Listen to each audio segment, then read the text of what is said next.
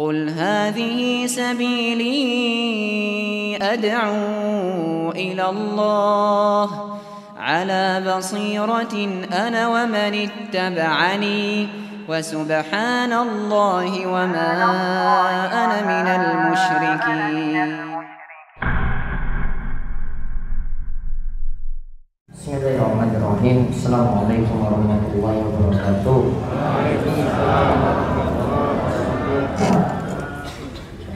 Innal hamdalillah nahmaduhu wa nasta'inuhu wa nastaghfiruh wa na'udzu billahi min shururi anfusina wa min sayyiati a'malina.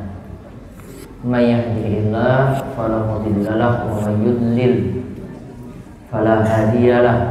Wa asyhadu an la ilaha illallah wahdahu la syarikalah wa asyhadu anna Muhammadan abduhu wa rasuluh. Allahumma sholli ala nabiyyina Muhammad wa ala alihi wa man tabi'ahum bi ihsan ila yaumiddin. Allahumma inna na'udzubika min zawali ni'matik wa tahawuli afiyatik wa fujaati niqmatik wa jami'i sakhatik. Allahumma inna na'udzubika min ilmin la yanfa' wa min qalbin la yakhsha wa min nafsin la tashba wa min da'watin la yustajabu laha. Allahumma la sahla illa ma ja'altahu sahla wa anta taj'alul hazna idza syi'ta sahla. Alhamdulillah, para jamaah sekalian, jemaah pengawasan malam 1 Masjid Al-Azhar Karangreja yang mungkin senantiasa dirahmati dan diberkahi oleh Allah Subhanahu wa taala. Kita bersyukur atas nikmat dan karunia yang telah Allah anugerahkan pada kita sekalian. Nikmat yang begitu banyak yang tidak bisa kita hitung, yang telah Allah anugerahkan, baik nikmat tersebut berupa umur panjang, mungkin umur ini terus dapat kita manfaatkan dalam ketaatan dan ibadah. Juga kita diberikan kesehatan, mungkin kita dijauhkan dari penyakit-penyakit yang berat dan juga kejelekan di masa tua, dan mudah-mudahan kita senantiasa diberikan keistiqomahan sampai nanti maut menjemput kita sekalian. Amin. Di kesempatan kali ini seperti biasa kita akan melanjutkan pembahasan Sirah Nabawiyah. Seperti biasa sebelum kita mulai ada tambahan doa lagi, doa nomor urut 8. Judulnya doa agar diperbagus setiap urusan.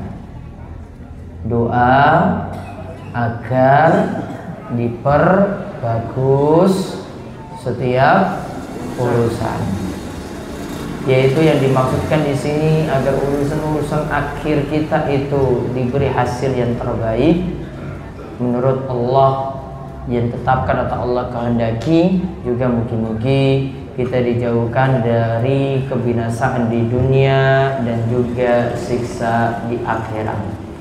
Kali ini kalau tonton, nanti silahkan diikuti ya doa yang nanti akan dibacakan.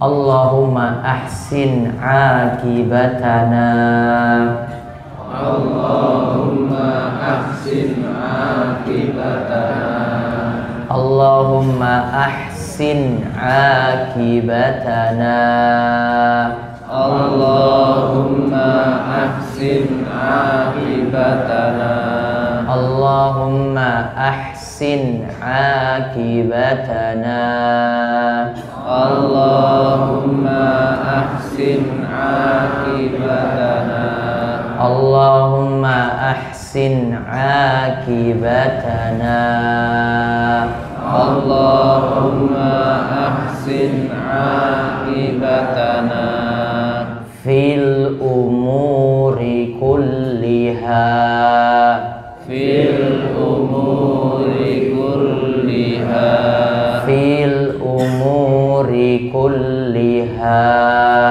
fil umuri kulliha, fil umuri kulliha, fil umuri kulliha, fil umuri kulliha, كلها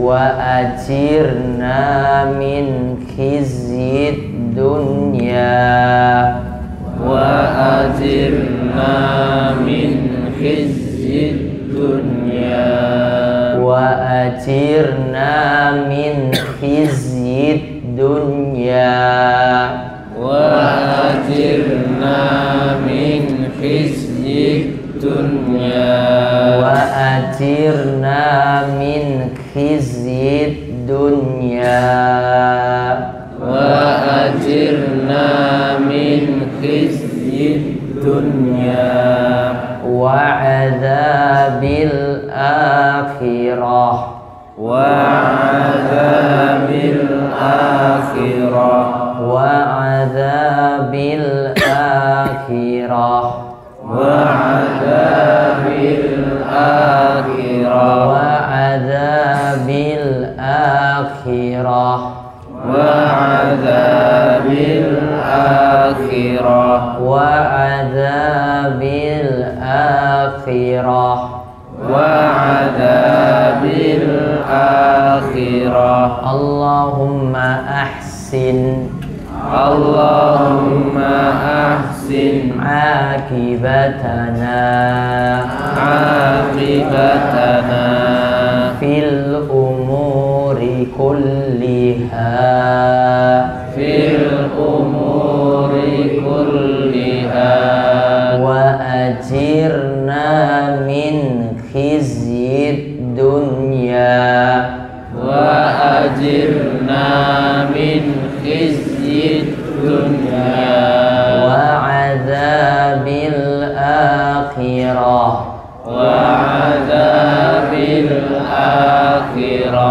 اللهم أحسن عاقبتنا اللهم أحسن عاقبتنا في الأمور كلها في الأمور كلها وأجرنا من خزي الدنيا وأجرنا من خزي الدنيا وعذاب الآخرة وعذاب الآخرة. Ayo kita mau sesarengan 3 kali diulang. 1, 2, 3. Allahumma ahsin akibatana fil umuri kulliha wa ajirna min khizyid dunya wa adzabil akhirah. Lagi. Allahumma ahsin akibatana fil umuri kulliha wa ajirna min khizyid dunya wa adzabil akhirah. Allahumma ahsin akibatana fil umuri kulliha wa ajirna min khizyid dunya wa adzabil akhirah. Lihat artinya di bawah. Ya Allah, baguskanlah setiap akhir urusan kami. Jadi urusan apapun, ya, mau kerjaan, anaknya masuk kuliah, anaknya daftar kerja, anaknya pingin sukses, setiap akhir urusan kita minta supaya bagus. Bagusnya menurut siapa? Menurut Allah. Karena kalau menurut kita, asa an takrahu syai'an wa huwa khairul lakum. Boleh jadi kalian menganggap sesuatu itu jelek padahal itu bagus untuk kalian. Sebaliknya boleh jadi kalian menganggap sesuatu itu bagus padahal itu jelek bagi kalian. Maka standarnya itu adalah pada Allah, bukan standar kita. Karena kalau pakai standar kita tidak tahu yang terbaik di masa akan datang. Namun Allah tahu yang terbaik untuk kita, untuk setiap urusan apapun. Dan selamatkanlah kami Allah dari kebinasaan di dunia dan juga dari kebinasaan atau dari siksa akhirat. Ya, agar tidak dibinasa di dunia dengan maksiat, dengan berbagai macam musibah yang berat, ya, juga diselamatkan dari siksa akhirat. Hadisnya riwayat Ahmad dari Busr bin Artah Al-Qurashi. Baik, sekarang kita lihat pelajaran sirah nabawiyah. Judulnya Aminah meninggal dunia. Aminah sinten? Ibu Kanjeng Nabi. Hingga Muhammad akhirnya, yaitu Nabi kita Muhammad SAW itu yatim untuk kedua kalinya. Yatim pertama ketika masih dalam kandungan ibunya, bapaknya sudah meninggal terlebih dahulu, Abdullah sudah meninggal. Kemudian yang kedua di sini, ini yang kita bahas, Aminah ibunda Nabi SAW meninggal dunia. Dibacakan. Aminah berangkat bersama anaknya Muhammad sallallahu alaihi wasallam dan pengasuhnya yang bernama Ummu Aiman. Jadi waktu itu berangkat, ya, di sini ada suatu urusan, yaitu ingin menziarahi kuburan suami, yaitu ingin menziarahi kuburan dari Abdullah. Terus ketika itu usia Rasulullah sallallahu alaihi wasallam sudah berusia 6 tahun. Ketika itu usia Kanjeng Nabi sallallahu alaihi wasallam itu 6 tahun. Usianya ketika itu adalah 6 tahun. Tadi Ummu Aiman nama lainnya itu Barokat atau Barokah. Ya, nama lain dari Ummu Aiman itu Barokat atau Barokah. Maka salah satu referensi katakan beliau ditemani, ya, ketika itu ibunya ditemani oleh Barokat, di sini ditemani oleh Ummu Aiman. Sama, Ummu Aiman itu adalah Barokat tadi. Tadi ketika usia 6 tahun mereka pergi ingin menziarahi kubur bapaknya. Terus Aminah bermaksud menziarahi kuburan suaminya Abdullah di Madinah. Aminah ketika itu bersama dengan anaknya yang yatim menempuh perjalanan dari Mekah sejauh kurang lebih 500 km. Jarak saking Mekah dan Madinah itu sekitar 500 kilo. Ya, kalau Gunung Kidul Jakarta pinten kilo? 700. Itu jalannya nggak lurus-lurus. Ini jalannya lurus, nggak ada pemandangan lagi. Yang ada cuma padang pasir kanan kiri, ya, nggak ada angin sepoi-sepoi, nggak ada, panas, ya. Orang yang pergi haji, ya, dan sekarang ini jemaah haji pada pulang, mungkin ya hajjan mabruran wa sa'yan mashkuran, ya, mudah-mudahan jadi haji yang penuh berkah dan usaha yang mudah-mudahan langgeng amalannya pula. Tadi perjalanan ya sekitar 500 kilo lah. Ini cuma seorang ibu, seorang wanita bersama dengan putranya. Ditambah tadi dengan pengasuhnya tadi Ummu Aiman. Ya, di dalam kisah juga di situ disebutkan juga entah situ Abdul Muthalib itu ikut atau mungkin cuma mendukung saja. Ya, tidak disebutkan secara tegas. Intinya di sini mereka melakukan ziarah ke kubur Abdullah. Ada pelajaran ibu-ibu sekalian, bolehkah ibu-ibu itu pergi untuk ziarah kubur? Tentang masalah ini para ulama berbeda pendapat. Kalau ulama Hambali, nanti ibu-ibu bisa saksikan ketika berada di Mekah atau di Madinah, para wanita itu tidak dibolehkan ziarah kubur. Salah satu buktinya kuburan Baqi yang ada di dekat Masjid Nabawi itu tidak boleh dimasuki oleh perempuan, cuma boleh dimasuki oleh laki-laki. Ada hadis yang jadikan pegangan. Rasulullah Shallallahu Alaihi Wasallam itu melaknat zairatil kubur. Rasulullah SAW itu melaknat wanita yang menziarahi kubur. Ini dijadikan dalil oleh ulama Hambali. Namun yang tepat tentang hadis ini yang dimaksud adalah wanita yang sering-seringan ziarah kubur dan akhirnya sering nangis di kubur. Ibu-ibu sering nangis enggak? Ya, ketika ziarah kubur sering nangis enggak? Sering. Ya. Kalau ingat memorinya masih terkenang terus. Makanya ya, sering saya ingatkan, kalau dalam pendapat mayoritas ulama itu katakan para wanita itu dimakruhkan nganter jenazah sampai ke kuburan. Ya, para wanita nganter jenazah ini mau dikuburkan, itu perempuan dimakruhkan. Tidak sampai haram memang, namun dihukumi makruh. Kenapa demikian? Di antara alasannya tadi, karena perempuan itu banyak nangis, karena ibu-ibu itu banyak nangis. Di samping itu juga dikarenakan nanti terlalu gesekan dengan laki-laki, karena biasanya di kubur itu kerjaannya laki-laki yang gali kubur, yang masukkan juga jenazah dalam kubur, sehingga itu urusan laki-laki. Kalau perempuan di situ malah banyak mengganggu. Ya, itu yang dijadikan alasan kenapa itu dihukumi makruh. Ya. Namun kalau ziarah kubur pendapat yang tepat masih dibolehkan.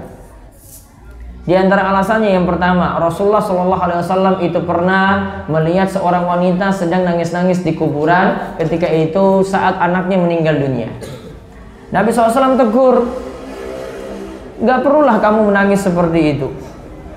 Kemudian wanita ini nggak merasa kalau yang negur tadi itu adalah Kanjeng Nabi Shallallahu Alaihi Wasallam. Ya, wanita ini katakan, enyah kamu dari sini, pergi kamu dari sini.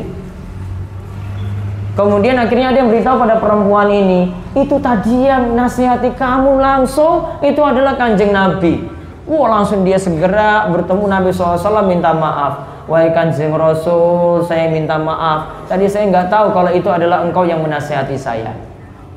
Kemudian Nabi SAW memberikan nasihat, innamas sabru indas sodamatil ula. Yang namanya sabar itu ketika dapat musibah pertama kali. Yang namanya sabar itu ketika mendapatkan musibah pertama kali. Bukan ketika gelas-gelas sudah hancur, bukan ketika perabotan sudah hancur, bukan ketika tangannya sudah pukul di tembok, apa-apa yang ditemukan pokoknya dihancurkan semuanya. Terus endingnya akhirnya mengatakan kulo sabar. Ya, semuanya sudah pecah, sudah hancur, baru terakhir mengatakan saya sabar.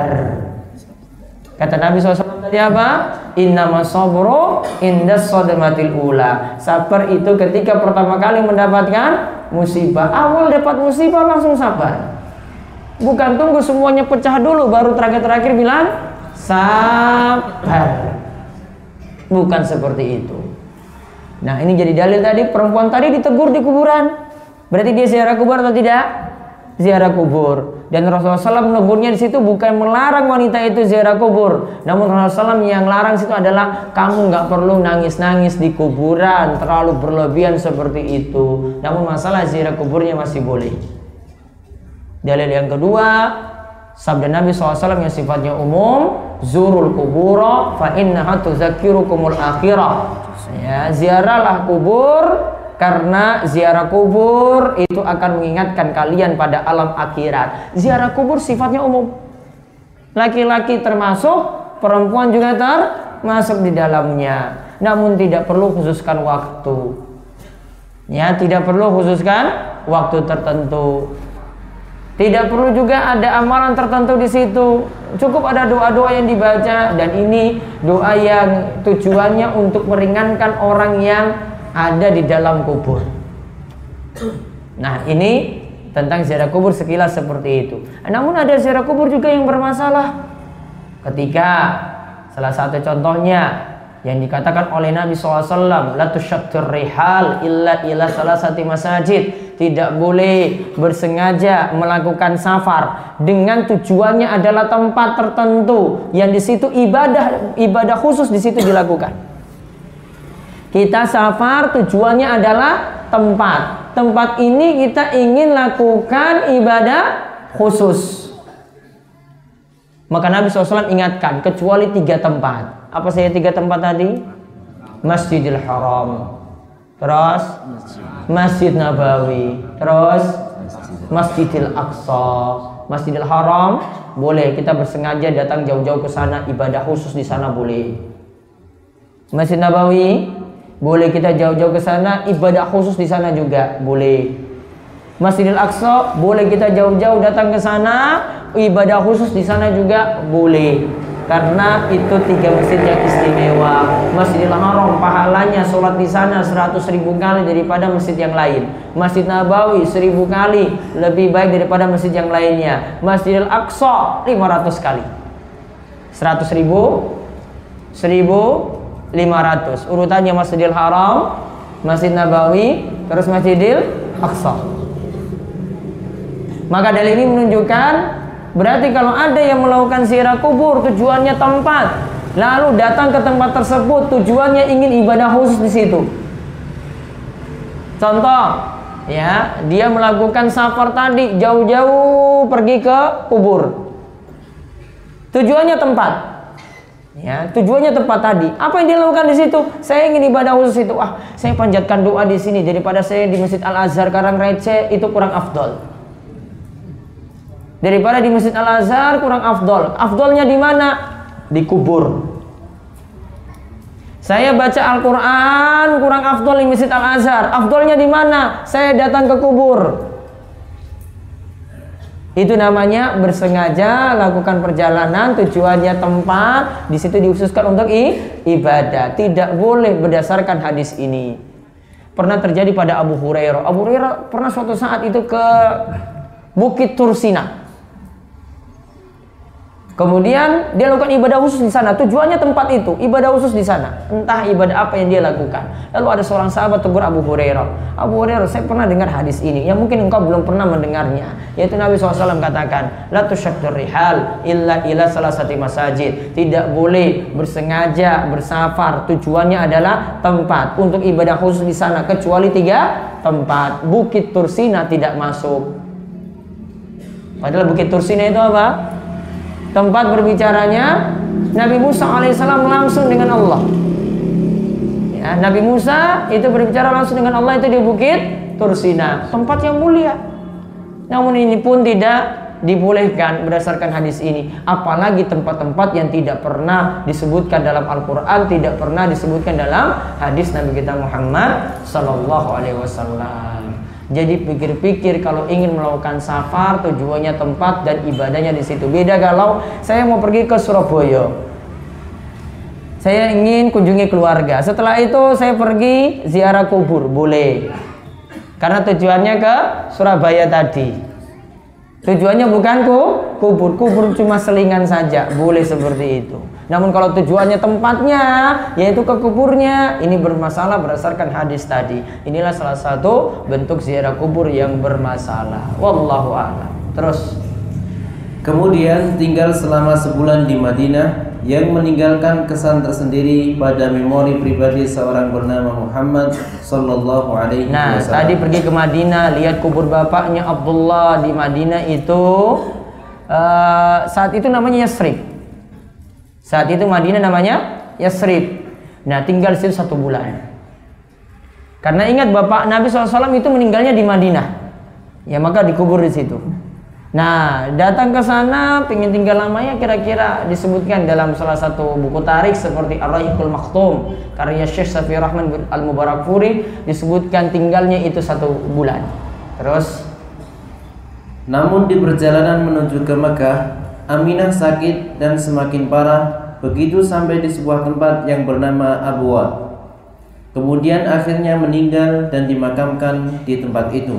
Jadi ketika mau pulang dari Madinah itu menuju Mekah, di tengah perjalanan ada suatu tempat namanya Abwa. Abwa ini masih ada. Ya. Abwa ini masih ada. Nah, di kota ini Aminah sakit. Dan ini bukan tempat yang di situ ada keluarga dekatnya, enggak. Pokoknya di situ sakit, jatuh sakit, akhirnya meninggal di situ. Dan di kota Abwa ini ada kubur dari ibunda Nabi Sallallahu Alaihi Wasallam.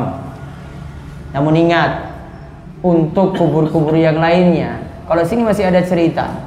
Kubur Nabi Adam itu ada di mana, kubur Nabi Nuh itu ada di mana, kubur Nabi Ibrahim, Nabi yang lainnya. Mendingan gak usah cari tahu. Tujuannya apa? Coba cari tahu kubur-kubur tadi. Apa bapak-bapak? Tujuannya apa? Ritual. Manfaat atau tidak? Tidak. Apalagi kalau kuburnya nggak jelas. Cuma katanya dulu ini kuburnya Nabi Adam. Itu ada sering muncul di video di YouTube atau di gambar-gambar yang ada di Google. Jangan cari. Wah, ini katanya ini bekas kuburnya Nabi Adam. Nabi Adam itu panjangnya sekian meter. Ini belum tentu. Ini sudah berabad-abad lamanya. Apa bukti otentiknya yang menunjukkan bahwasanya itu Nabi Adam? Kita jangan cuma percaya cerita-cerita. Jangan-jangan cuma kata orang saja, kata orang. Dari mulut ke mulut, ya, dan akhirnya jadi sesuatu yang benar. Padahal belum tentu benar.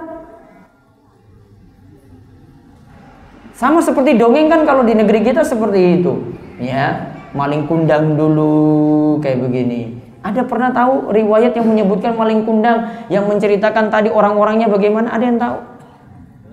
Kalau hadis itu riwayatnya lengkap loh. Ini dari si A, ambil dari gurunya. Gurunya lagi diceritakan ambil dari gurunya. Gurunya lagi ambil dari gurunya sampai tabiin, sampai sahabat, sampai Kanjeng Nabi. Cerita maling kundang dapat kayak gitu Bapak? Ada riwayat seperti itu? Ada? Guru-guru sekolah sini ada? Pernah diceritakan dari si A yang tinggal di Bandung. Maling kundang itu di mana? Sumatera, maaf. Bandung sih. Bandung Tangkuban Perahu. Ya kan? Ya, yang ada di Sumatera sana, dapat lagi dari si A lagi, dapat lagi. Terus dicek semua orang-orang yang cerita. Ada pernah dapat seperti itu? Enggak. Cuma jadi suatu cerita di buku tulis. Kalau hadis yang kita pelajari semua pakai riwayat. Gak main-main loh cerita itu dari Nabi SAW. Termasuk kitab Sirah Nabawiyah semua pakai riwayat. Walaupun nanti ada riwayat yang sahih, ada riwayat yang bermasalah. Ada riwayat yang kita cuma dengar itu katanya ceritanya seperti itu saja. Namun ada riwayat yang benar itu ada.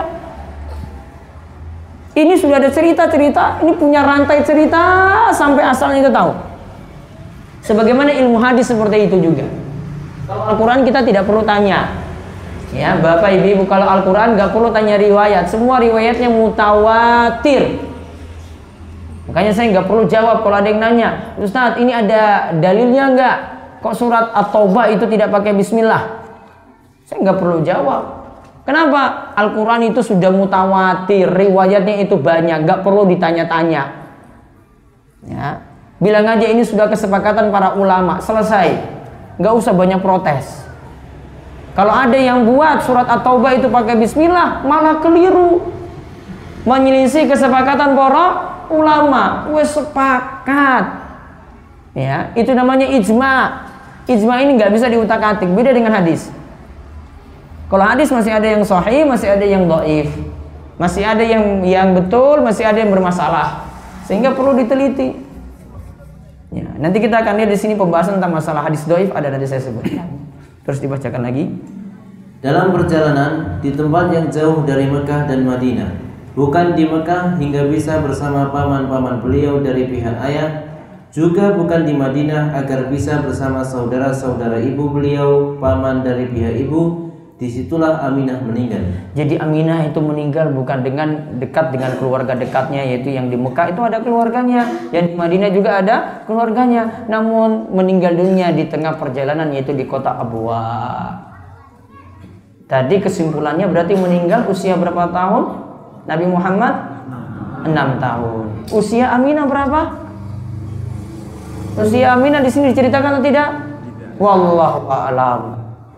Ya, perlu nggak cari tahu kira-kira? Perlu nggak cari tahu? Nggak perlu. Ya, usia Abdullah ketika meninggal dunia berapa? Belum tentu kita tahu dan tidak perlu cari-cari tahu sampai detail sekali. Karena kita lagi concern mempelajari siapa? Nabi Muhammad SAW. Maka fokus pada Nabi Muhammad SAW saja. Jadi nggak perlu sampai cari tahu. Wah, Aminah itu meninggal dunia umur berapa tahun? Ya, wajahnya bagaimana, seterusnya. Tidak terlalu manfaat kita pelajari seperti itu. Namun kalau Nabi Muhammad SAW kita butuh pelajari karena beliau nanti jadi contoh kita. Nah, terus kita lihat bahasa berikutnya. Nabi Muhammad yatim kedua kalinya. Ini adalah kondisi yatim yang kedua kalinya yang menimpa Rasulullah Sallallahu Alaihi Wasallam setelah kehilangan ayah kandung. Bentuk keyatiman pada kali ini menggores luka yang perih dalam benak seorang anak kecil yang usianya baru seorang anak kecil situ ya, benak seorang, bukan seorang anak kecil. Terus dalam kondisi tidak ada manusia yang mampu menghiburnya atau menjauhkannya dari fenomena itu, dia jauh dari paman dan tidak memiliki saudara kandung. Peristiwa itu menggores luka yang dalam di hati. Peristiwa itu membuat terasa indah substansi dari ungkapan baginda Nabi yang berbunyi, Ana wa kafilul yatimi fil jannati hakadha. Kedudukanku dan orang yang menanggung anak yatim di surga bagaikan ini. Beliau merapatkan dari jari telunjuk dan jari tengahnya. Hadis riwayat Bukhari. Nah, lihat intinya Nabi SAW itu yatim kedua kalinya pada meninggalnya Aminah dalam kisah ini. Nah, dalam kondisi itu lihat ya, maka Nabi SAW itu selalu menghibur anak-anak yatim. Nabi SAW selalu menghibur anak-anak yatim karena kondisi beliau sendiri yatim, bahkan tidak punya bapak ibu ketika usia 6 tahun. Maka Nabi SAW selalu hibur anak yatim, mengatakan Ana wa kafilul yatim fil jannah hakadha. Aku dengan penyantun, pengasuh anak yatim itu bagaikan dua jari ini. Beliau berisyarat dengan jari telunjuk dan jari tengah. Ini berarti dekat. Ya, ini berarti dekat. Maka beliau hibur karena beliau tahu kondisinya juga sama seperti beliau. Maka setiap ada anak yatim, beliau hibur seperti ini. Itu asulah anak yatim. Karena saya juga dulu dalam kondisi yatim. Itu maksud Nabi SAW. Beliau tahu kondisi realitanya langsung bagaimana susahnya ditinggal mati oleh orang tua seperti, dan ini ketika kecil. Tidak punya bapak ibu. Berarti dalam kondisi sedih sekali apa yang dialami oleh Nabi SAW. Terus, apa hikmah menyantuni anak yatim? Jawabannya jelas sekali. Tatkala anak yatim itu melihat teman-temannya bersama ayah-ayah mereka, sementara mereka tidak menemukan orang yang menyapa dan memperhatikan mereka. Oleh karena itu, beliau berpesan melalui hadisnya untuk memelihara anak yatim yang sangat membutuhkan perhatian dan perlindungan sosial. Ini semuanya selain wahyu juga pengalaman hidup beliau sallallahu alaihi wasallam. Ini di samping wahyu, menyantuni anak yatim itu wahyu, juga ini adalah realita dari hidup baginda Nabi sallallahu alaihi wasallam. Terus, pelajaran penting yang bisa diambil, kondisi Nabi sallallahu alaihi wasallam yang ditinggal mati orang tuanya adalah hiburan bagi anak yatim lainnya yang punya nasib yang sama. Juga pelajaran kali ini mengajak kita untuk berbuat baik pada anak yatim. Jangan sampai anak-anak ini lepas dan akhirnya disantuni oleh musuh Islam, akhirnya murtad. Wal'iyadzubillah. Nah, di sini dapat pelajaran penting. Kita diperintahkan untuk mengasuh anak yatim, dan juga apalagi anak-anak ini butuh perhatian khusus. Jangan sampai orang lain itu berbuat baik, awalnya itu adalah seorang anak muslim, gara-gara ya yang nyantuni itu adalah ya yang bukan sekeyakinan dengannya, akhirnya anak ini jadi murtad, dan seringnya seperti itu.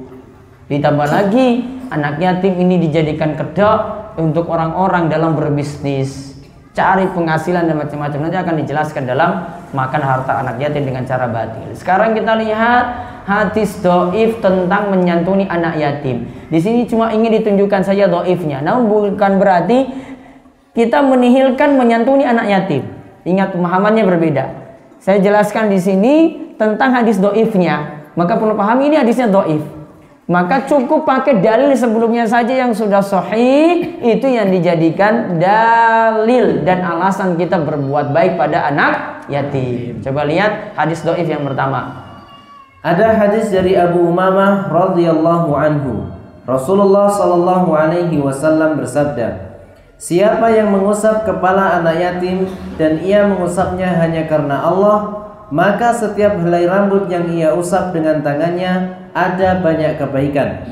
Siapa yang berbuat baik pada anak yatim atau berbuat baik pada anak yatim yang ada di sisinya, aku dan dia akan di surga seperti dua jari ini.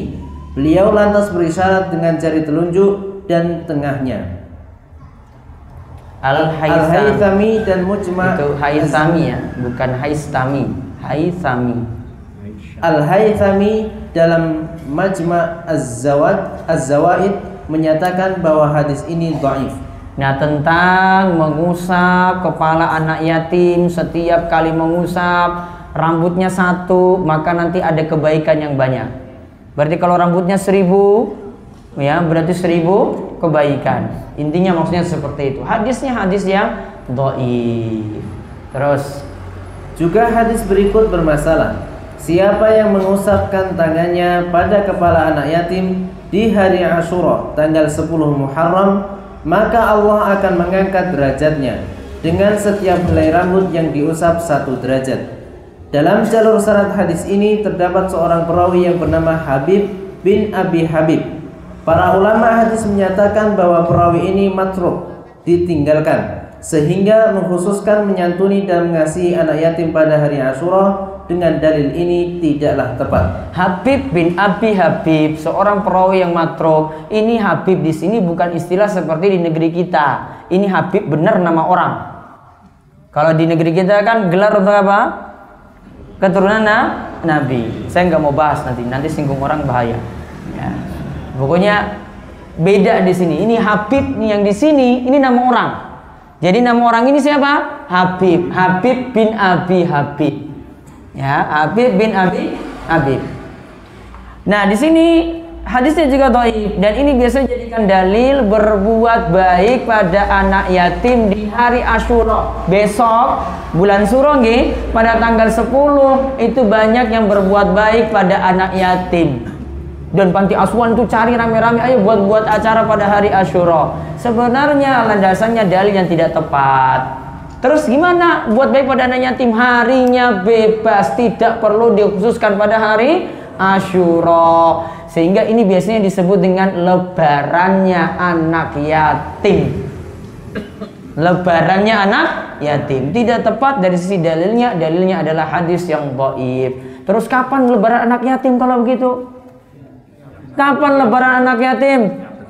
Setiap waktu. Terus berbuat baik pada anak yatim.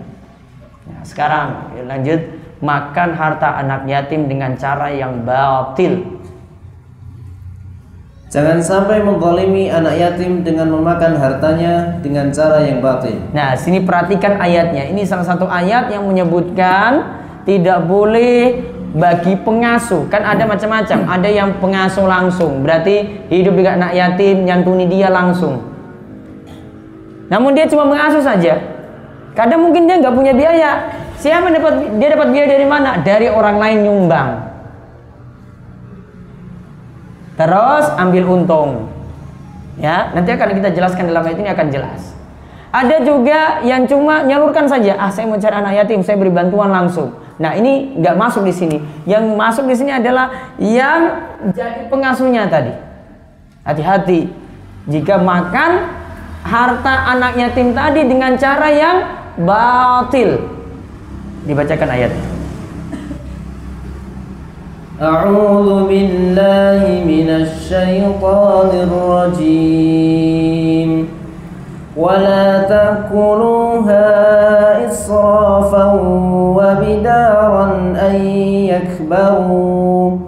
Wa man kana ghaniyan فليستعفف ومن كان فقيرا فليأكل بالمعروف فإذا دفعتم إليهم أموالهم فأشهدوا عليهم وكفى بالله حسيبا. Dan janganlah kamu makan harta anak yatim lebih dari batas kepatutan, dan janganlah kamu tergesa-gesa membelanjakannya sebelum mereka dewasa. Barang siapa di antara pemelihara itu mampu, maka hendaklah ia menahan diri dari memakan harta anak yatim itu. Dan barang siapa yang miskin, maka bolehlah ia makan harta itu menurut yang patut. Kemudian apabila kamu menyerahkan harta kepada mereka, maka hendaklah kamu adakan saksi-saksi tentang penyerahan itu bagi mereka, dan cukuplah Allah sebagai pengawas atas persaksian itu. Nah, lihat pada kalimat ini, intinya pada kalimat barang siapa yang mampu maka hendaklah ia menahan diri, baiknya tidak makan harta anak tersebut. Karena apa? Dirinya sudah mampu. Dia yang nyantuni anak ini sudah diserahkan hartanya semuanya, tanpa ada bagian yang dia makan dari harta anak yatim tadi. Ingat, anak yatim itu ada yang punya uang loh. Namun ketika kecil kan dia nggak bisa belanjakan, ya, dia tidak bisa manfaatkan. Maka yang menyantuni ini yang manfaatkan. Nah, di sini dirinci, lihat, yang menyantuni sini ada dua, yang mengasuh di sini ada dua. Yang pertama yang mampu, yang kaya, baiknya tidak manfaatkan. Kemudian yang kedua yang tidak mampu, yang miskin, maka dia boleh ngambil sesuai dengan kepatutan. Berarti kepatutan apa di sini? Sesuai dengan kebutuhan. Karena mungkin dia sibuk nyantuni anak yatim, memelihara anak yatim ini tidak sempat kerja. Ya, maka misalnya kebutuhannya sebulan mungkin 500.000 seperti itu, ya. Maka dia tidak boleh ambil lebih daripada 500.000 sesuai dengan kebutuhannya. Dan para ulama sini bersih pendapat tentang apakah nanti kalau orang ini sudah kaya, kan sekarang miskin, yang nyantuni anak yatim kan sekarang miskin. Apakah nanti ketika dia kaya dia diperintahkan kembalikan lagi uang yang pernah kamu ambil dari anak yatim? Para ulama berbeda pendapat. Ada yang katakan kalau dia sudah sugih, dia sudah kaya, kembalikan semuanya. Karena dulu dia manfaatkan itu karena darurat. Namun ada yang mengatakan tidak perlu dikembalikan. Ya, tidak perlu dikembalikan. Intinya di sini perlu hati-hati gunakan harta anak yatim tadi. Masa anak yatimnya tetap miskin terus, yang nyantuni itu tambah sugih. Ya, yang nyantuni itu tambah sugih. Ini makannya kurang, makannya susah. Kenapa makannya susah? Wah, yang itu dia manfaatkan terlalu besar. Untuk anak yatim dia kasih 20%, untuk dia sendiri 80%-nya. Atau 30%-nya dia kasih pada anak yatim, 70%-nya untuk yang sugih tadi. Padahal itu sudah lebih daripada kebutuhannya. Sudah lebih daripada darurat yang mesti dia ambil. Maka perlu hati-hati. Terus yang berikutnya, keadaan orang tua Nabi Muhammad. Ini pembahasan terakhir. Dalam ayat disebutkan, tiadalah sepatutnya bagi Nabi dan orang-orang yang beriman memintakan ampun kepada Allah bagi orang-orang musyrik, walaupun orang-orang musyrik itu adalah kaum kerabatnya. Sesudah jelas bagi mereka bahwasanya orang-orang musyrik itu adalah penghuni neraka jahanam. Kalau tahu itu orang musyrik, kalau orang musyrik sudah meninggal dunia, tidak boleh kita doakan ampunan untuknya. Tidak boleh kita doakan ampunan untuknya. Di sini dikatakan walau kanu uli qurba. Walaupun yang didoakan tadi itu kerabat dekat. Ya, semasa hidup masih boleh didoakan. Ya, namun kalau sudah meninggal tidak boleh. Walaupun itu sedulur, walaupun itu kerabat dekat, walaupun itu adalah sampai orang tua sekalipun. Sekarang lihat apa maksud ayat ini. Kalau kita telusuri ayat di atas, ternyata membicarakan tentang orang tua Nabi Muhammad sallallahu alaihi wasallam. Ayat itu kata Ibnu Katsir, ditelusuri baik-baik, ya, ini sebenarnya menceritakan tentang orang tua Nabi Muhammad sallallahu alaihi wasallam. Beliau diperintah untuk tidak memintakan ampunan untuk orang tua beliau. Ceritanya demikian diriwayatkan dari Ibnu Abi Hatim di bawah.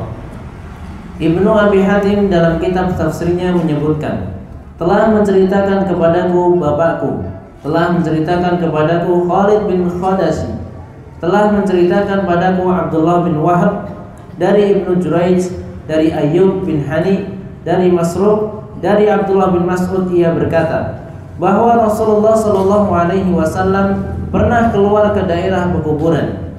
Kami pun mengikuti beliau. Sesudah sampai, beliau duduk di samping sebuah kubur.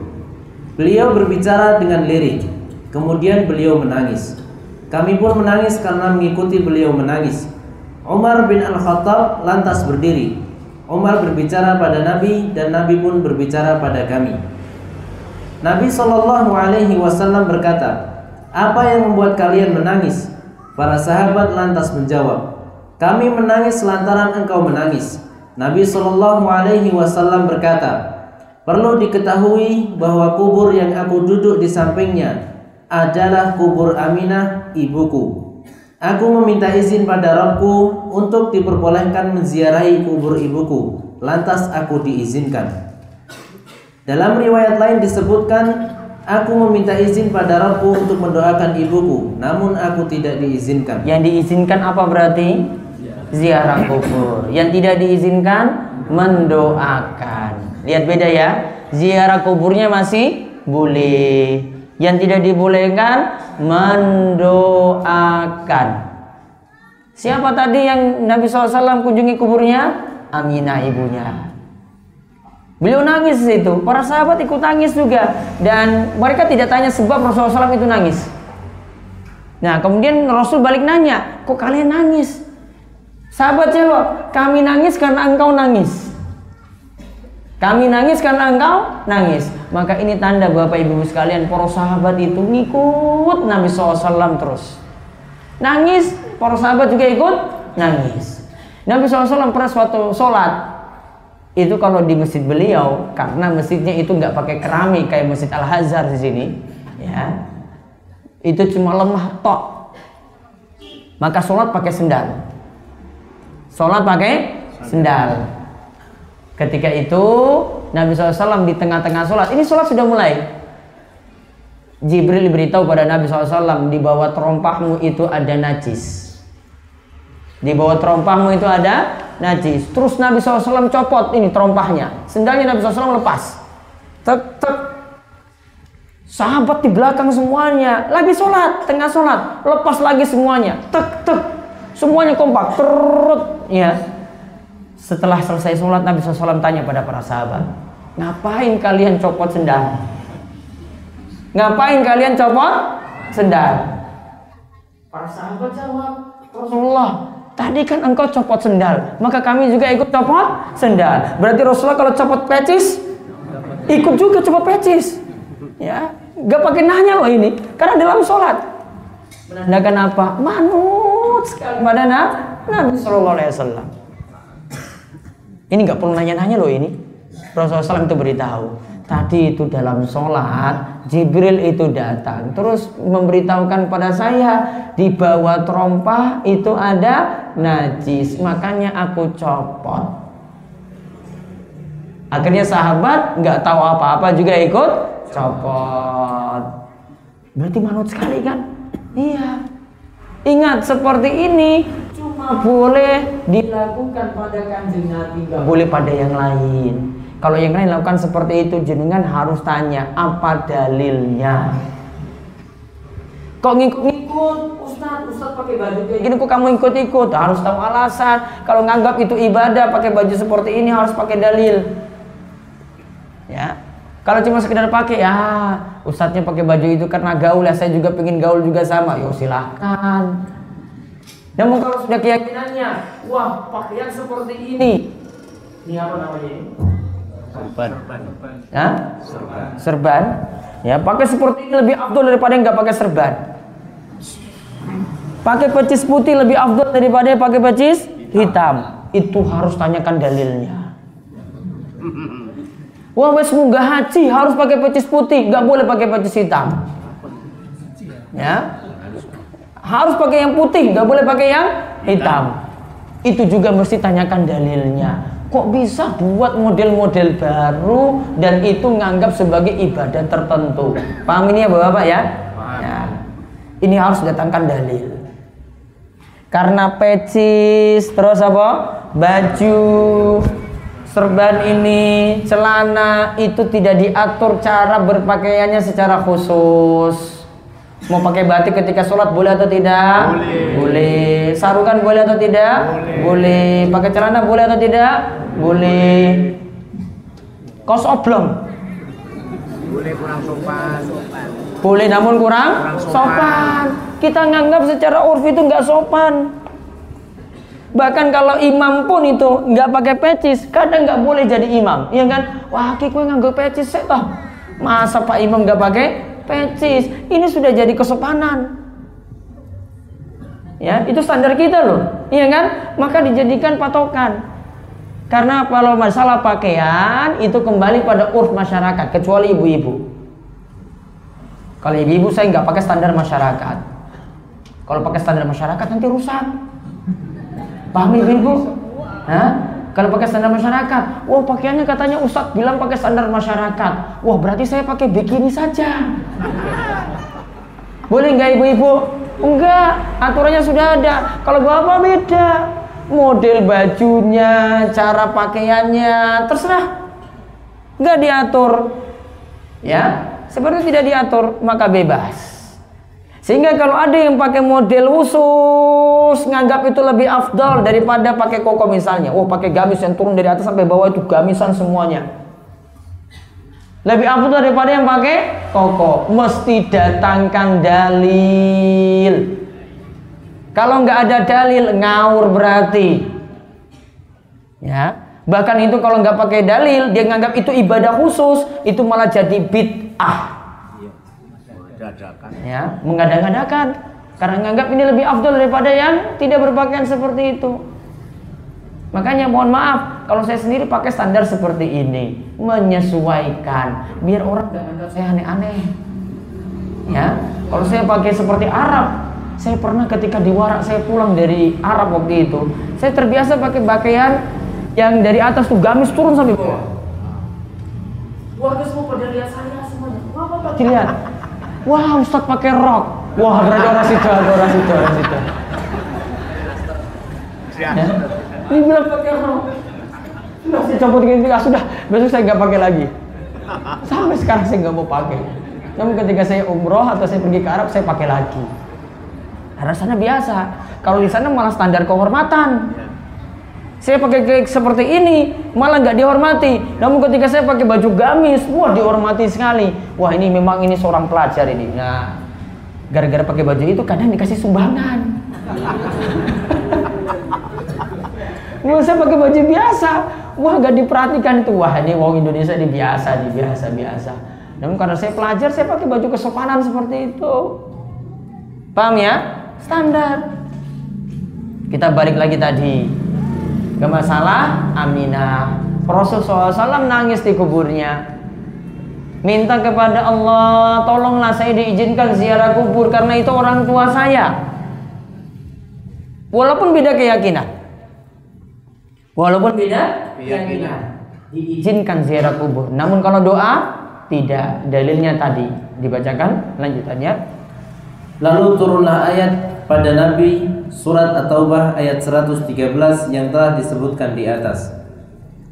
Tiadalah sepatutnya bagi Nabi dan orang-orang yang beriman memintakan ampun kepada Allah bagi orang-orang musyrik, walaupun orang-orang musyrik itu adalah kaum kerabatnya. Nah, baik. Walaupun orang-orang musyrik tadi itu kaum kerabatnya, tidak boleh mendoakannya untuk mendapatkan ampunan. Ini juga nanti terjadi pada paman Nabi SAW.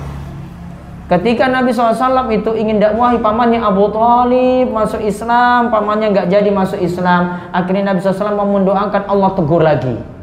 Nanti kisahnya kita lihat nanti ketika pembahasan paman Nabi SAW Abu Thalib. Setelah ini orang tuanya meninggal, akhirnya diasuh oleh siapa?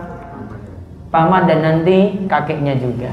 Ya, nanti kita akan lihat kisah berikutnya. Berakhir pembahasan ya Aminah meninggal dunia dan yatim kedua kalinya bagi Nabi SAW pada pembahasan tadi. Wallahu a'lam bishawab. Ada pertanyaan, monggo silahkan.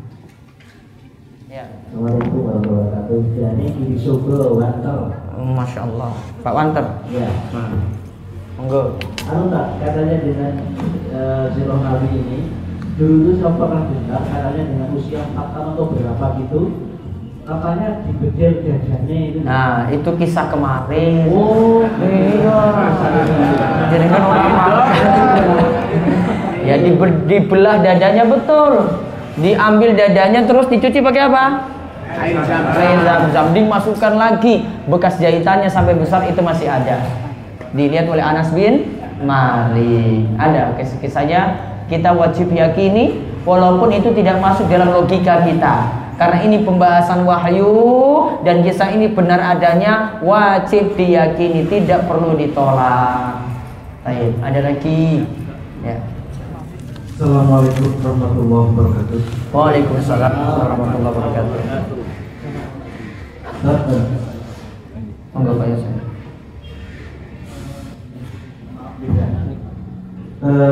Ada dua pertanyaan Ya. kaitan dengan mendoakan adik berabat atau orang tua. Ya. Maaf kalau nggak salah di surat Al-Isra, tapi ayatnya juga lupa. Doa Nabi Ibrahim alaihissalam. Doa Nabi Ibrahim alaihissalam. Doanya pripun? Rabbi habli hukma wa alhiqni bis-sholihin waj'alni lisana sidqi fil akhirin waj'alni min warasati jannatin na'im waghfirli li abi innahu kana minadh dhalimin wala tukhzini yawma yub'atsun. Nah, tadi yang waghfirli li abi innahu kana minadh dhalimin itu beliau Nabi Ibrahim mendoakan bapaknya agar mendapatkan ampunan. Baik. Itu yang pertama. Yang kedua, ketika sholat misalnya atau kamu berdoa, pengucapan doa itu agak risih Ustaz, karena bapak saya kan bukan orang yang dolim. Nah, ketika sholat itu apakah ayat itu dilewat Ustaznya kepada walatuh ini yawmayub asun kalimat Robbi apa Wakfirli abi innahu kana minadh dhalimnya, kami kan bapak saya yang minta amis tidak dolim gitu kan. Itu dilewat saja atau yang benar bagaimana? Ya, atau nggak usah pakai doa itu, surat Isra. Jadi yang pertama tadi tentang doa Nabi Ibrahim pada bapaknya itu ada dua kemungkinan. Yang pertama itu doanya ketika Nabi Ibrahim mendoakan bapaknya masih hidup, ya, mendoakannya dan bapaknya masih hidup. Yang kedua, kalau mungkin itu sudah meninggal dunia, bisa jadi syariat ini tadi yang larangan mendoakan orang musyrik tadi itu masih berlaku di masa Nabi Ibrahim, namun tidak berlaku di masa Nabi kita Muhammad SAW, masih berlaku dulu. Namun sebenarnya yang kalau kita beralasan yang nomor 2 ini kurang tepat juga, karena dulu Nabi Nuh anaknya ketika meninggal dunia karena apa? Gak mau ikut di perahu kan, terus Nabi Nuh kan ingin mendoakan anaknya, Allah kan larang. Berarti ini sebenarnya sudah berlaku sejak masa Nabi Nuh. Berarti kemungkinannya cuma pertama, berarti masih hidup. Nah, kemudian ada pun doa tadi yang tadi disebutkan, dan bapak saya termasuk orang zalim kan kata Nabi Ibrahim, ya, jadi kan bisa lompat kalau gitu, itu nggak usah disebut. Ya, lompat ke bacaan berikutnya. Kemudian atau gantilah doa yang lain. Kan doa untuk orang tua ya, kan banyak. Ya, doa orang tua kan banyak. Saya sebutkan sini beberapa doa untuk orang tua di buku 50 doa mengatasi problem hidup. Di doa ke-50, Rabbi irhamhuma kama rabbayani shaghira. Ada lagi Rabbana ighfirli wa liwalidayya wa lil mu'minina yauma yaqumul hisab. Ada lagi doa yang lain. Itu bisa dipakai. Kalau tadi yang terakhir disebut surat Ibrahim ayat 41. Itu bisa dipakai juga. Ada yang lain? Nah, monggo. Mic depan. Assalamualaikum Ustaz. Waalaikumsalam warahmatullahi wabarakatuh. Ya, tadi dikatakan bahwasanya begitu ditanya anak yatim. Ini pertanyaan saya. Yang dikatakan yatim itu hanya ditinggal bapaknya atau ibunya. Kedua kalinya yang dikatakan yatim itu ditinggal mati atau pergi. Karena pada faktanya banyak anak yang ditinggal pergi bapaknya atau tinggal mati ibunya itu lebih menderita. Terima kasih Ustaz. Assalamualaikum warahmatullahi wabarakatuh. Waalaikumsalam warahmatullahi wabarakatuh. Saya jawab langsung, anak yatim itu siapa? Kita telah jelaskan kemarin, minimal anak yatim itu ditinggal mati bapaknya. Ditinggal mati siapa? Bapaknya. Kenapa enggak ibunya? Hah? Kenapa kalau anak yatim tidak disebut ditinggal mati ibunya? Karena yang menafkahi ayah. Terus kalau ibunya meninggal dunia, bapaknya bisa lakukan apa?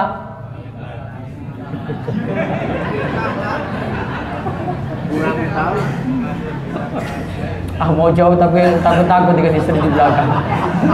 Banyak yang jadi korban ibu tiri. Karena dia bisa nikah lagi. Iya kan? Iya. Maka anak yatim sekali lagi ditinggal mati oleh bapaknya. Walaupun ditinggal mati oleh ibunya juga kita katakan susah juga. Namun ini lebih berat ini. Nah terus kalau ditinggal mati oleh bapak dan ibunya sekaligus disebut apa berarti? Yatim. Yatim juga. Adapun istilah yatim piatu itu istilah kita bahasa Indonesia. Namun kalau kita baca Al-Quran pasti disebut yatim tok. Ara'aital ladzi yukadzibu biddin fadzalikal ladzi yad'ul yatim. Disebut yatim. Kalau sudah bisa kerja enggak disebut yatim lagi. Dia sudah mampu cari nafkah. Ya, beda dengan yang masih kecil, dia butuh kasih sayang, butuh didikan, butuh ada yang biayain, butuh ada yang sekolahkan, butuh ada yang beri makan, beri minum, maka disebut yatim. Seperti itu. Terus tadi tentang bagaimana kalau yatimnya itu ditinggal pergi. Karena tadi kita bahas tuh yatim ditinggal mati. Kalau ini tidak disebut yatim, yang ada cuma anak terlantar. Bisa masuk parah juga. Ada hadis-hadis yang menyebutkan tentang keutamaan menyantuni orang-orang yang susah seperti itu ada. Jadi barengan disebutkan dengan sama keutamaan seperti menyantuni para janda yang tidak diurus, yang tidak terurus. Ya, sama seperti itu. Namun tidak disebut yatim. Namun itu anak terlantar dan orang yang susah, dan setiap yang membantunya nanti akan mendapatkan ganjaran yang besar pula. Ibu-ibu ada? Assalamualaikum warahmatullahi wabarakatuh. Waalaikumsalam warahmatullahi wabarakatuh. Saya mau tanya Pak Ustaz. Iya. Apa benar jika seseorang yang pulang dari naik haji itu doanya selama 40 hari terkabul? Kemudian apa hukumnya jika kita meminta doa tersebut kepada orang yang naik haji? Kemudian yang nomor 2, apabila kita membaca surat Ar-Rahman akan dikasihi oleh sesamanya, dalilnya seperti apa? Doib apa sahih? Sekian dari saya. Wassalamualaikum warahmatullahi wabarakatuh. Waalaikumsalam warahmatullahi wabarakatuh. Yang pertama tentang doa dari Pak Haji dan Bu Haji. Ya kan? Baik. Doa dari Pak Haji dan Bu Haji. Apakah doanya ini selama 40 dino ini terkabul terus? Terus kalau kita gimana? Ya, ada yang sudah haji sudah 5 tahun yang lalu, berarti terkabul atau tidak?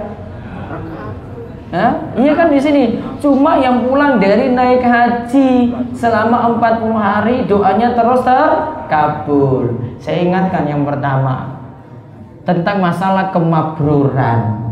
Mabrur itu artinya apa? Baik. Mabrur itu artinya menjaga amalan bir. Bir itu amalan kebajikan. Berarti kalau haji mabrur, setelah haji itu terus diisi dengan kebaikan. Berarti yang dulu malas ke masjid jadi rajin ke masjid. Ya kan? Yang dulu malas sholat subuh, setelah naik haji berarti harus rajin sholat subuh. Jangan malah sudah jadi Pak Haji malah malas-malasan ke masjid. Dulu puasanya cuma puasa Ramadan, tambah lagi dengan puasa sunnah. Dulu cuma bayar zakat saja, bahkan mungkin zakat gak pernah perhatikan. Lebih lagi perhatikan zakat, nambah lagi sodakoh. Kalau dulu sodakohnya cuma kecil, cuma keluarkan uang hijau apa biru?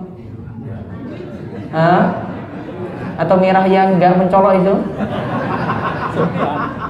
maka ditingkatkan lagi, ya, masukkan merah yang mencolok, ya, merah yang buat orang langsung wah, ya, itu 100.000 berarti yang masuk. Dulu cuma 10.000, tambah nolnya satu lagi, sodakonya makin meningkat. Namun tetap ikhlas, ya, jangan pamer-pamer. Wah, samping kananku ini ada yang delok iki ya, langsung masukkan tek. Bagusnya tetap jaga keikhlasan. Ini lembaran 1.000 rupiah, dalamnya masukin 100.000, ditutup. Kan orang nanti kan suuzon pada kita, wah itu memang Pak Haji itu pelit sekali.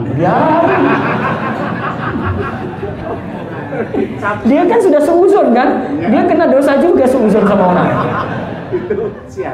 Kita jaga keikhlasan. Ikhlas niku penting, karena ini nanti membuka pintu. Kalau yang 100.000 di luar, 1.000-nya di dalam nih, membuka pintu riya, cari pujian, sum'ah, pingin disanjung-sanjung orang, didengar orang, hancurlah amalannya yang ada. Jaga keikhlasan tetap. Adapun tentang doanya, intinya kalau jaga kemabruran ini sudah luar biasa sekali. Apa balasannya bagi jamaah haji yang jaga kemabruran tadi? Ya, siapa yang berhaji walam yarfus walam yafsuk, siapa yang berhaji tidak keluar kata-kata kotor, tidak melakukan rofas, tidak melakukan kefasikan, maka dia akan mudah untuk masuk surga.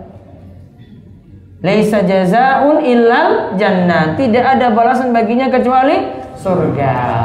Berarti ya, ini menunjukkan penting itu yang dijaga itu mabrurnya. Adapun doanya, doa kalau dia panjatkan sama seperti orang-orang lain panjatkan. Yang sudah naik haji 5 tahun yang lalu dengan yang baru saja pulang dari haji 40 hari, tetap doanya sama, karena bukan dilihat dari sifat dari orang, dari keadaannya, namun dilihat dari sifat orang masing-masing. Ini makannya apa? Makan yang halal atau makan yang haram? Itu diperhatikan. Karena kalau dia makan yang haram, sulit untuk terkabul doanya. Ini doanya ikhlas atau tidak. Makin dia ikhlas, doanya makin terkabul. Mintanya serius atau tidak. Makin serius mintanya, doanya makin terkabul. Karena mohon maaf, ada Pak Haji, Bu Haji nggak perhatikan seperti ini. Ada yang tetap masih mengkonsumsi yang haram. Ada yang tetap tidak memperhatikan ibadah. Karena ada yang punya anggapan, wah aku wis munggah haji, berarti aku wis lulus. Karena keyakinannya lulus, sholat nggak pernah. Ngapa orang sholat? Wah aku wis lulus kok. Ya, dikira haji itu sampai ke atas tingkatan S1 atau S3 lah. Sudah lulus, sudah ada lagi sekolah-sekolah lagi. Akhirnya tidak mau sholat. Maka belum tentu. Lihat ibadahnya bagaimana. Dan juga bisa jadi orang yang nggak pergi berangkat haji, doanya lebih afdal daripada orang yang berangkat haji. Maka yang kemarin saya sebutkan, tolong pahami, doa kita dengan orang yang berada di, orang yang baru pulang dari haji, doanya sifatnya sama. Kecuali ketika dia berada di sana, ketika berada di Padang Arafah, ketika berada di Masjidil Haram, ketika berada di Masjid Nabawi, ketika berada di Masyairul Haram di Musdalifah, ketika berada di Mina, doa-doanya terkabul semuanya. Namun sekarang kan sudah pindah tempat. Ya toh? Sekarang sudah pindah tempat.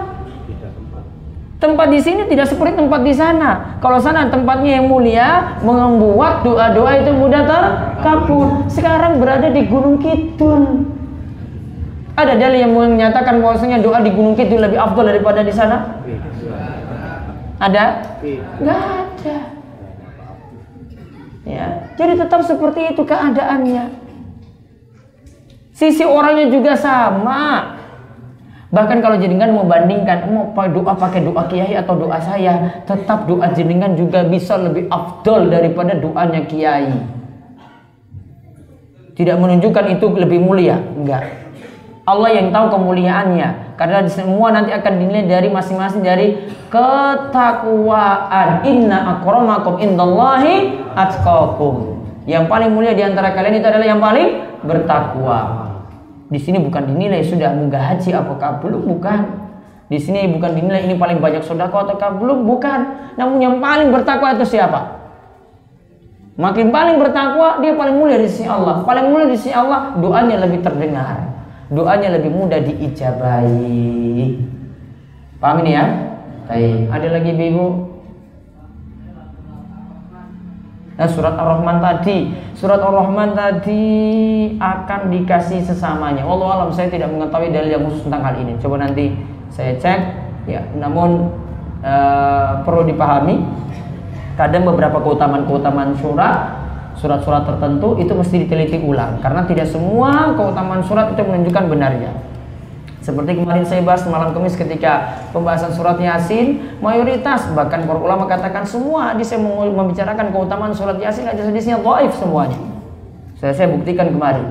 Maka hati-hati untuk mempelajari keutamaannya. Mendingan kalau mau baca saja. Ya, daripada kita tergiur dengan keutamaannya, karena keutamaannya nanti menunjukkan bacalah di malam hari, bacalah ketika ini, bacalah ketika itu, belum tentu menunjukkan benar. Ya, maka butuh hati-hati. Mendingan beramal saja. Contoh misalnya surat Al-Kahfi. Kalau surat Al-Kahfi ada dalilnya, karena dalilnya sahih. Baca setiap malam Jumat atau hari Jumat. Baca setiap malam Jumat atau hari Jumat. Bacalah surat Al-Kahfi. Surat Al-Muluk, bacanya kapan? Bacanya kapan? Sebelum tidur setiap malam. Ya, surat Al-Muluk. Khasiatnya apa? Keutamaannya apa? Akan dijauhkan dari siksa kubur. Ya, surat Al-Muluk setiap malam sebelum tidur akan dijauhkan saking siksa kubur. Hafal 10 ayat pertama saking surat Al-Kahfi, akan selamat dari fitnah Dajjal. Baca ayat kursi, ya, setiap malamnya sebelum tidur akan terlindungi dari gangguan setan sampai subuh. Ini semua dalil-dalilnya ada. Adapun yang lainnya perlu diteliti, termasuk surat Ar-Rahman tadi. Tadi sebelah sini, ya monggo Pak.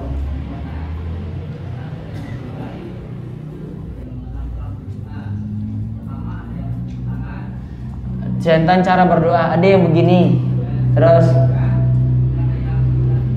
ada yang begini, terus yang pertama, bagaimana cara berdoa? Ada yang tangannya seperti ini. Saran saya baiknya tangannya dirapatkan, terus agak diangkat, berarti di sini di depan dada, atau tangannya dihadapkan ke muka seperti ini. Ya, dihadapkan ke muka, atau tangannya gini, ditengadahkan ke atas, menunjukkan bahwasanya Allah itu di atas sana. Ini untuk mengangkat tangan ketika berdoa. Yang kedua, ada isyarat jari seperti ini. Ini juga termasuk bentuk doa. Namun ini cuma ditemukan ketika doa seorang khatib dalam mimbar Jumat. Doa seorang khatib dalam mimbar Jumat. Dia baca Allahumma firlil muslimina wal muslimat wal mu'minina wal mu'minat al ahya'i minhum wal amwat innaka sami'un qaribun mujibud da'wah. Dia pakai jari seperti ini. Kenapa pakai jari seperti ini? Ditunjukkan oleh Nabi SAW ketika khutbah Jumat, beliau berdoa dengan berisyarat dengan satu jari. Ada lagi cara berdoa bukan begini, namun tangannya dibalik. Kapan ini? Kapan dilakukan? Ketika sholat istisqa. Apa sholat istisqa? Sholat ketika minta hujan. Maksudnya biar Allah turunkan rahmat segera. Maka Allahumma agisna, Allahumma agisna, Allahumma agisna. Ya Allah turunkanlah hujan, ya Allah turunkanlah hujan, ya Allah turunkanlah hujan. Seperti itu untuk cara berdoa. Dan ada satu lagi cara, tidak angkat tangan. Jadi untuk cara berdoa ada 4. ada yang tidak mengangkat tangan, ada yang mengangkat kedua tangan tadi, ada yang dengan isyarat satu jari, ada yang tangannya dibalik seperti ini. Nah, untuk yang tidak mengangkat tangan tadi, ini perlu diperhatikan dalam beberapa tempat. Kadang Nabi SAW itu berdoa namun tidak mengangkat tangan. Contoh misalnya, ya, meminta ampun pada Allah, kita kan baca astagfirullah, ya Allah ampunilah aku, ya Allah ampunilah aku. Sebenarnya itu isinya doa. Namun itu tidak diisyaratkan oleh Nabi SAW untuk angkat tangan. Maka tidak perlu mengangkat tangan saat itu. Wallahu a'lam. Apalagi? Assalamualaikum warahmatullahi wabarakatuh. Waalaikumsalam warahmatullahi wabarakatuh. Maaf, ini keluar dari tema pengajian teman hari. Pada suatu saat, khususnya pada sholat isya, saya dan teman saya sebagai makmum masbuk. Sholat isya makmum masbuk. Pada waktu itu imam baru rakaat pertama dan membaca surat Al-Fatihah baru sampai Ar-Rahmanir-Rahim. Dan kami dan saya, teman saya dan saya mengikuti sebagai makmum masbuk. Ya. Sampai akhir salam, saya mengikuti salam. Namun teman saya setelah imam salam, dia tetap berdiri melanjutkan. Ya, tambah satu rakaat lagi. Ya, tambah lagi. Sepertinya menurut saya ini 5 rakaat. Bagaimana hal tersebut dan bagaimana menurut yang dituntun oleh Rasulullah SAW. Baik. Ya, itu saja. Baik, Mbak Marto.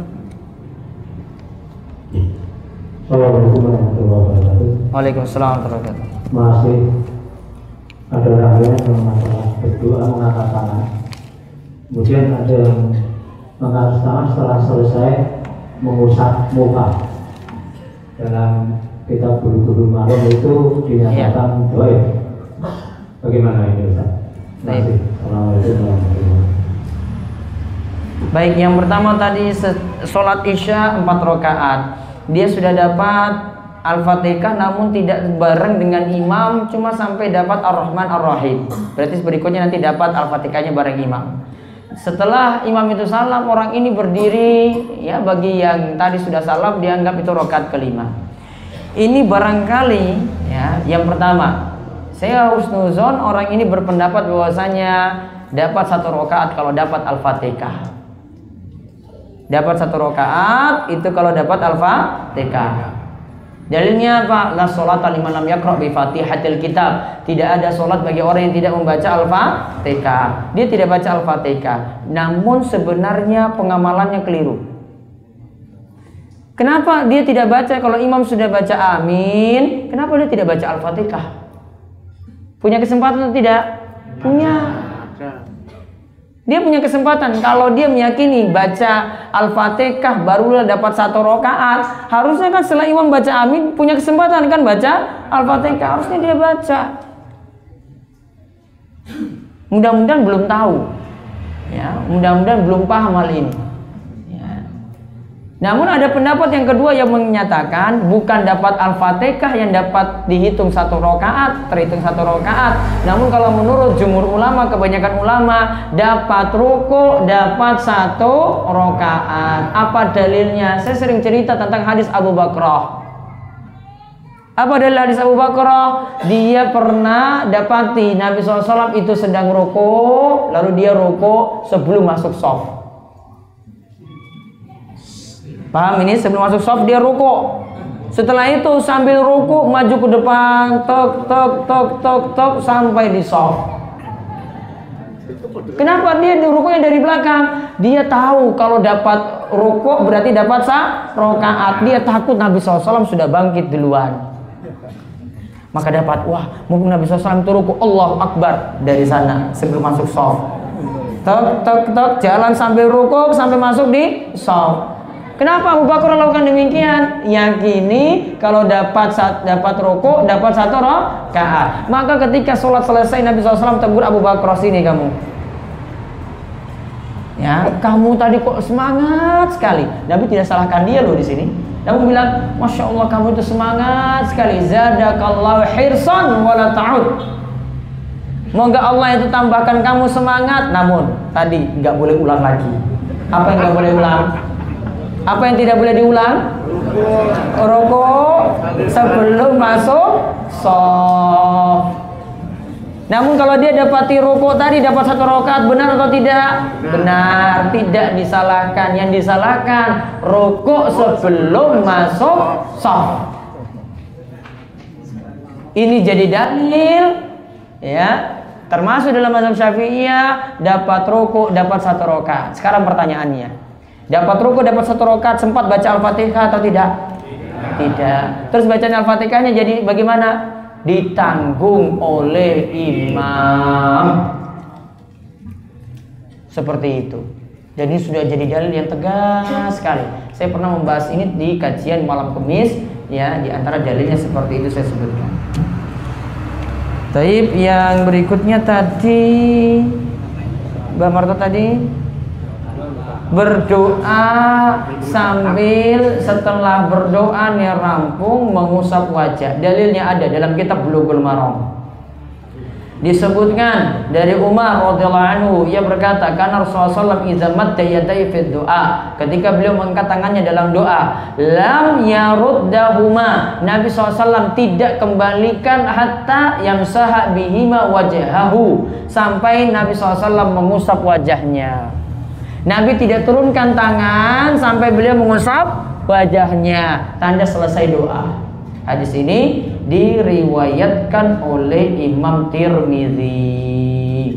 Namun kesimpulan yang tepat tentang hadis ini dikatakan oleh para ulama. Az-Zahabi mengatakan hadis ini dhaif. Syekh Al-Albani juga mengatakan hadis ini dhaif. Berarti diamalkan atau tidak? Tidak perlu diamalkan. Berdoa langsung turunkan tangan, enggak pakai ngusap-ngusap muka. Ya, sama juga seperti setelah selesai sholat, kita akan kadang assalamualaikum warahmatullahi wabarakatuh, assalamualaikum warahmatullahi wabarakatuh, alhamdulillah. Tidak perlu, ya, tidak perlu seperti itu. Ya, sama seperti doa tadi. Terus lewat kertas terakhir, bagaimana hukumnya menggambar makhluk hidup untuk anak TK, sedangkan itu digunakan untuk proses pembelajaran? Dirinci jadi 2. Kalau dibutuhkan rincian detail untuk menunjukkan organ-organ tubuh, maka ini keadaan darurat, boleh menggambar utuh. Namun yang kedua, kalau ini tidak diperlukan untuk menunjukkan organ-organ tubuh, baiknya tidak menggambar secara utuh, terutama bagian muka. Kenapa demikian? Nanti pada hari kiamat setiap yang melukis gambar makhluk bernyawa, maka nanti akan diperintahkan untuk dihidupkan lagi. Dia diperintahkan nanti, kamu hidupkan gambar yang telah kamu buat. Ini bagi tukang lukis, tukang gambar, tidak untuk yang moto, tidak untuk yang fotografer, tidak untuk yang buat video. Kenapa? Beda atau tidak? Beda. Kalau foto itu seperti cermin, gambar persis dengan aslinya. Kecuali ini yang hidungnya pesek, dia edit di Photoshop jadi hidungnya mancung. Dia buat-buat lagi, ini elek jadi cakep banget. Dipermak. Nah, ini nanti merubah namanya. Namun kalau tadi untuk yang melukis diperintahkan untuk hidupkan lagi. Ya, diperintahkan untuk hidupkan lagi gambar yang telah dia buat.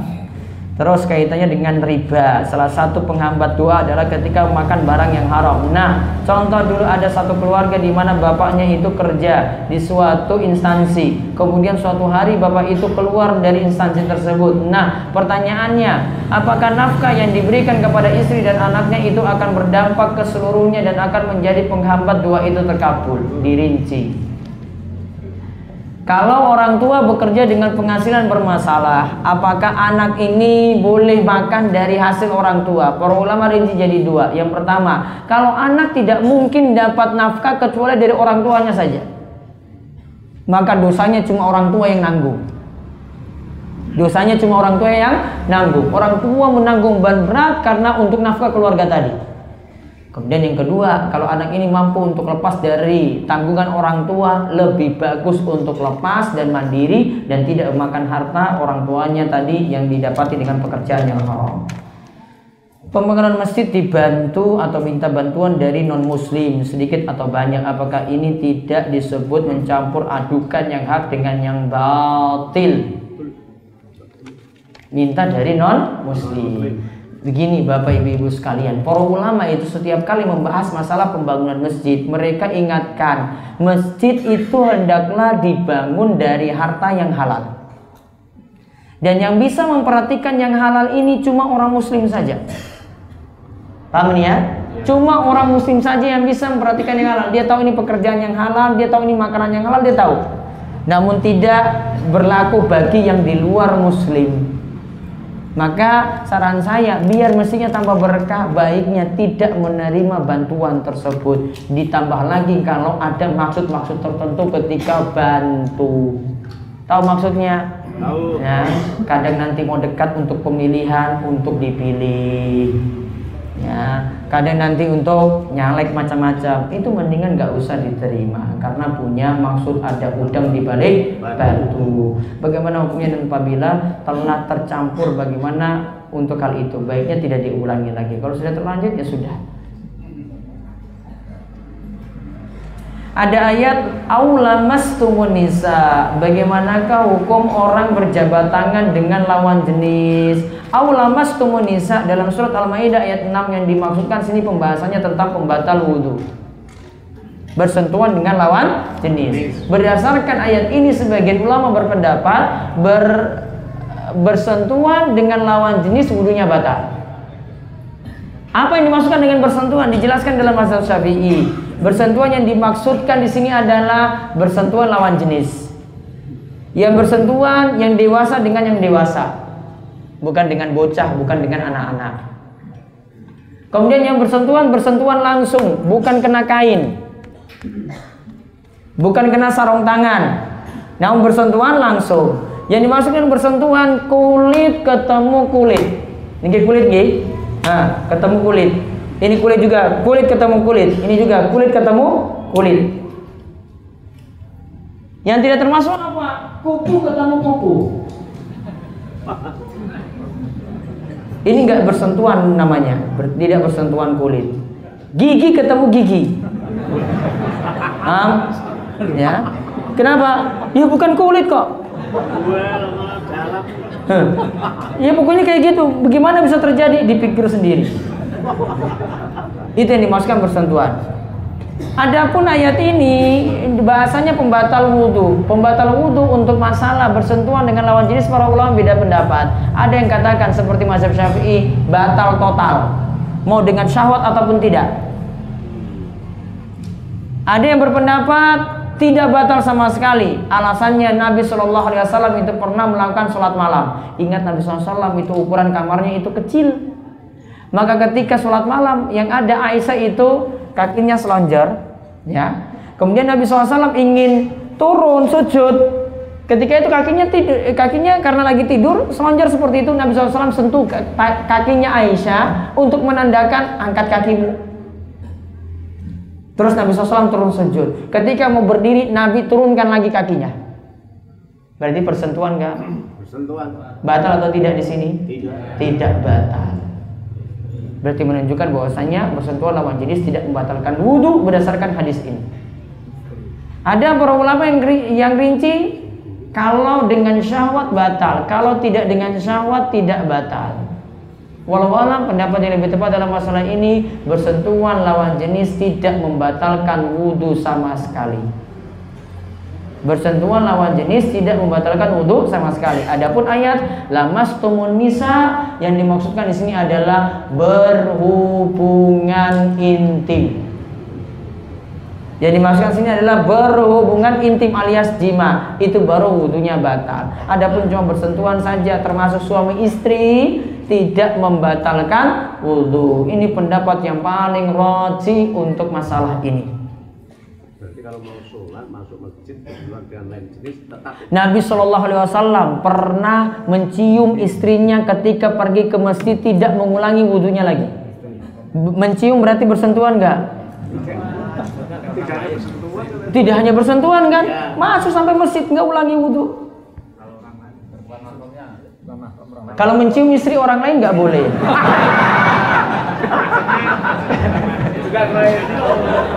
Maksudnya apa? Bersentuhan dengan wanita lain gitu. Saya kira tadi mencium istri orang lain. Saya bilang orang lain gitu loh. Saya bilang orang lain tidak batal wudu. Ini pendapat yang paling tepat tentang masalah ini. Ya. Jadi gak usah khawatir. Apalagi lagi tawaf. Bersentuhan nggak? Wah, peluangnya besar sekali. Disikut-sikut sama yang ibu-ibu malahan. Ya, bapaknya disikut. Ya, kakinya diinjak, bersentuhan. Lebih-lebih lagi darurat. Adapun ini masalah berbeda. Gimana kalau hukumnya berjabat tangan dengan lawan jenis? Beda. Kita kalau tadi itu bahas tentang masalah batal wudhu atau tidak, bukan tentang masalah berjabat tangan dengan lawan jenis.